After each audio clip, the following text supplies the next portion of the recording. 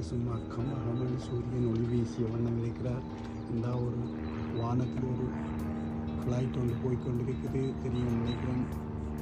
மேலால் ஒரு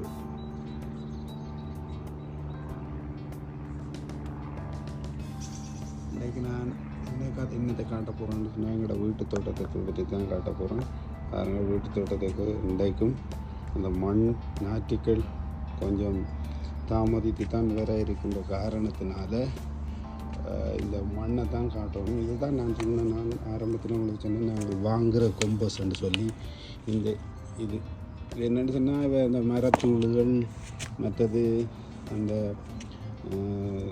விலங்கினத்தின் கழிவுகள் இதுகள் எல்லாத்தையும் சேர்த்து இதை பசளியாக்கி இவர்கள் என்ன செய்வார்கள்னு சொன்னால் விற்பனை செய்வார்கள். இப்படி நான் காட்டுறேன் பாருங்கள், இப்படி ஒரு பேக்கில் அடைக்கப்பட்டு விற்பனை செய்வார்கள். இதில் 40 லிட்டர் என்று சொல்லி இருக்குது. இதுதான் அந்த மண்.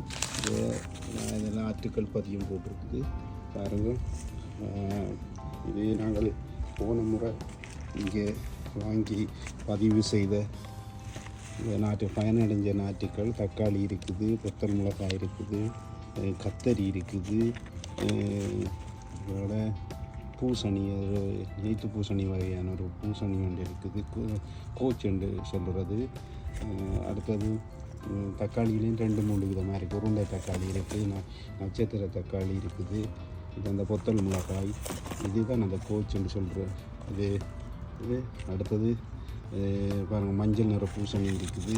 இப்படி இதெல்லாம் போன முறை நட்டது. இந்த முறை மண் தயாரான நிலையில் இருக்குது. இது நாங்கள் அவையிட்ட வாங்கின கொம்போஸ்ட்.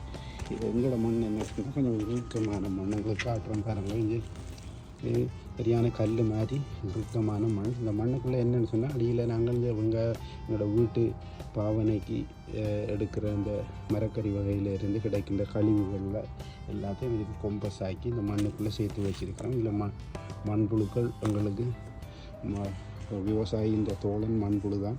மண்புழு எங்களுக்கு ஒரு ஊடகமாக ஒரு என்ன எங்களுக்கு ஒரு உதவியாளனாக இருக்குது பாருங்கள். இது பூசணி என்ன எங்களை வீட்டில் நிற்கிற ஒரு தேசிக்கண்டு. இப்போ நான் இன்னொரு விஷயம் காட்ட போகிறேன். நாங்கள் அப்படி ஒரு பாத்திரத்தில் எடுத்தான் இன்றைக்கு நாற்றுக்களுக்கு தண்ணி விட போகிறோம் பாருங்கள். காட்டுறேன். இது இதுக்கு எல்லா நாட்டும் போட்டுருக்குது. கொஞ்சம் கொஞ்சம் காட்டி விட்டால் சரி இல்லை தண்ணி நட்ட நாற்றுக்களுக்கு தான் மிளகா கண்டு சும்மா கீழீரம் இருக்குது. மேலுக்கு சும்மா கொஞ்சம் நனைச்சி விட்டால் சரி. கீழ் மண்ணுக்குள்ளே ஈரம் இருக்குது, மேலே காயாமல் கொஞ்சம் நனைச்சி விட்டால் சரி. அவ்வளோதான்.